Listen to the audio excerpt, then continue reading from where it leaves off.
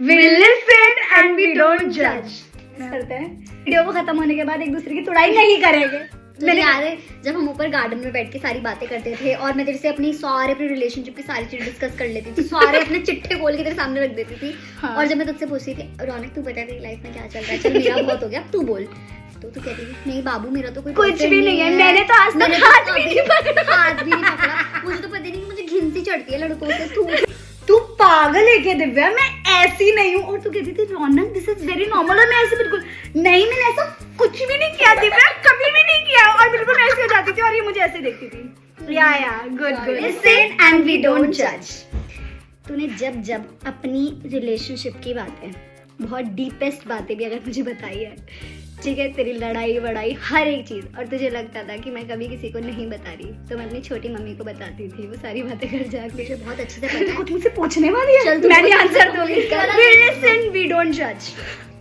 इसका कहीं से मेरी चैट्स तो नहीं पकड़ ली गुनगुन की तरह। मैं एक डिस्क्लेमर दे देती हूँ कि हम एक दूसरे को कितने सालों से जानते हैं रौनक? 7-8 साल से हम जानते हैं। हम इतने, जिसमें से हम 5 साल साथ रहे हैं एक घर के अंदर। 5-7 साल रहे ऊपर बैठ के तो हम डिस्कस करते थे सारी चीजें, और मैं तुझे अपनी सारे मतलब जितनी भी प्रॉब्लम्स लाइफ की चल रही डिस्कस कर लेती थी कि रौनक ये चल रहा है। बोलती थी प्लीज आंटी को मत बताइयो, गुन्नू को मत बताइयो, दे विल जज मी। तू ऐसे बोलती थी बाबू तू पागल है क्या? मैं कभी डिस्कस भी नहीं करती हूँ।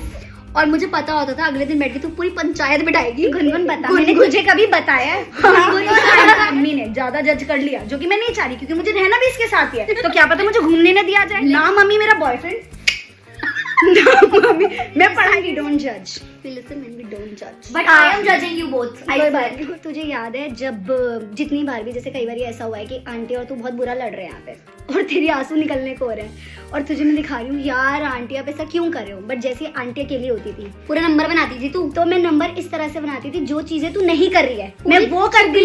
बोले आंटी यार मैं क्या आंटी मैं क्या करूँ पता नहीं, वैसे क्यों ऐसे आंटी ऐसे को कैसे कर लेती है? और आंटी को मैंने इतना तक बोला आंटी बेशक ये आपको धोखा दे दे, पर मैं कभी आपकी नहीं हमेशा बेटी रहूंगी। मैं आपकी हमेशा बेटी और वो आज तक बेचारी इस वहम में। आंटी मैं तो पहले से ही हंसी थी, आपने समझने में गलत फहमी। आपने समझने में देरी कर ली। मैं ऐसी बहुत बार घूमने के प्लान्स बने, मतलब एक्सट्रीम प्लान्स बने। तो चुप रहेगी, पूरी बात सुनेगी। प्लान ऐसा होता था, जो मेरा ड्रीम, हम चाहते थे कि हम साथ घूमने जाए गोवा, मुझे इसके साथ जाना था।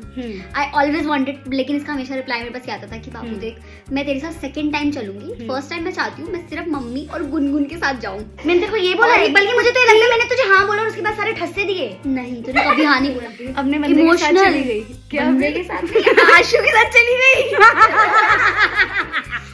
सीधा ऐसे करी खेरी तुम तना ना ना कितना बड़ा We listen, we don't, we actually do judge.